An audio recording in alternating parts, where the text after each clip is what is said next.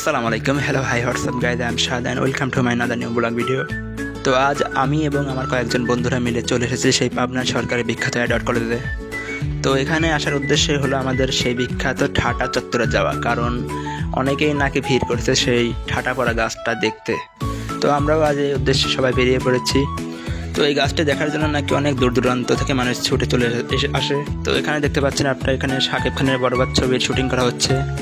তো আমরা আমাদের গন্তব্যের প্রায় কাছে চলে এসেছি। তো দেখতেই পাচ্ছেন সেই ঠাটাপড়া গাছ, মেহগনি গাছটি আসলে এটি ফেটে একবার দুভাগ হয়ে গেছে। তো আমার এক ভাই বলছে যে যদি এই গাছের ছাল নাকি করে করে খাওয়া যায়, যাদের প্রেমে ব্যর্থ তারা সফল হবে। তো এই ভাইটি আমার এই কথাটি বলছে যে যাদের প্রেমে সব ব্যর্থ তারা সফল হবে যদি এই গাছটির ছাল খাওয়া যায়। তো আপনারা এসে এই গাছের ছাল করে করে খেয়ে খাবেন ইনশাল্লাহ। তো সারাদিন এই ক্যাম্পাসে ঘুরে সবাই আমরা ক্ষুধার্ত এবং আমরা চলেছি শহরের উদ্দেশ্যে। তো আমরা চলছি শহরের উদ্দেশ্যে সেই বিখ্যাত শ্যামলী রেস্টুরেন্টে এবং মিষ্টান্ন ভাণ্ডারে।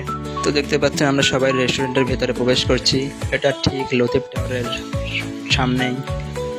তো আমরা অবশেষে সেই রেস্টুরেন্টটি পেয়ে গেলাম, শ্যামলী মিষ্টান্ন ভাণ্ডারটি। তো আমি ম্যানেজারের সাথে কথা বললাম যে কোন মিষ্টি সবচেয়ে ভালো আছে এখানকার। তো আমার ফ্রেন্ডটা নাকি মিষ্টি খাবে না, তো আমরা কিছু হট ডগ অর্ডার দিয়ে দিলাম এবং ছানার জিলিপি।